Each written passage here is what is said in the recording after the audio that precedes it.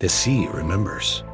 Out here in the black heart of the North Atlantic, where the sky is a permanent shroud of gray and the horizon dissolves into an endless mist, you feel it.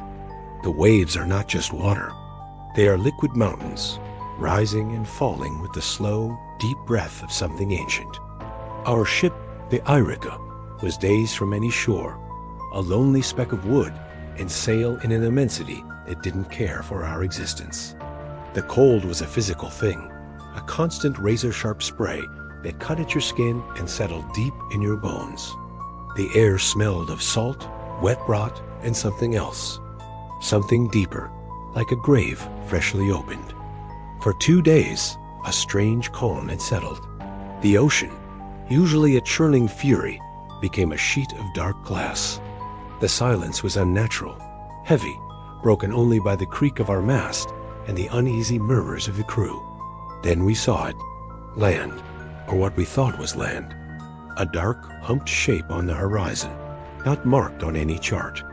Gulls wheeled above it, their cries echoing in the eerie stillness. We steered closer, desperate for a landmark. As we neared, we saw it was covered in what looked like barnacles the size of dinner plates. The water around it was strangely placid, as if the very sea was holding its breath. That's when the wrongness began. Our helmsman, Lars, shouted that the compass was spinning wildly.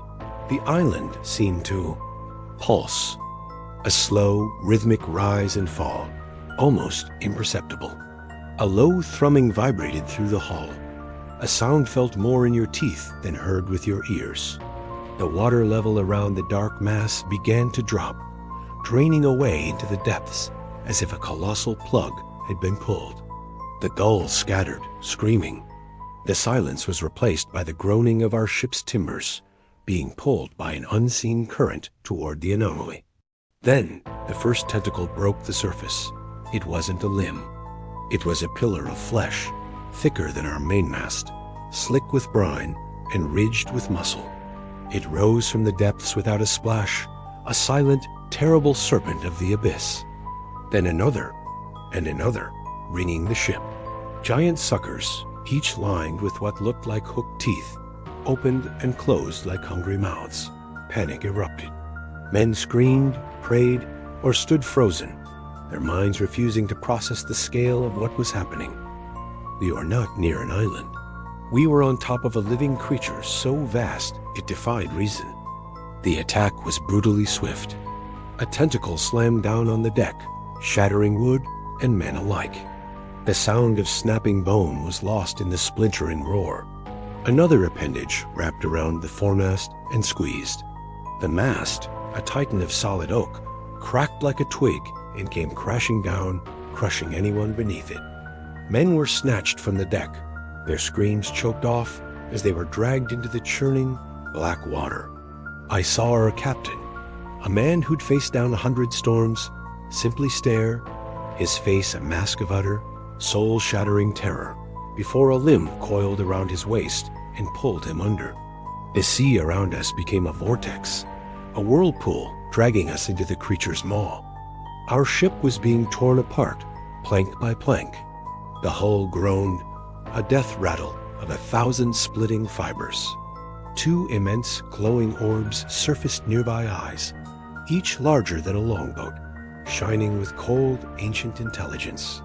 They weren't angry, they weren't hateful, they were simply aware, and we were nothing. Intruders. Food. The ship tilted violently, throwing us against the rails. The sky was blotted out as the Kraken's main body began to rise from the depths, a mountain of living flesh that dwarfed our vessel, dwarfed the world. The Erika capsized, pulled down into the abyss. I remember the freezing shock of the water, the darkness, the pressure crushing my lungs. I remember the sight of the ship's splintered keel disappearing into the black, dragged down by a force of nature we had foolishly mistaken for a myth.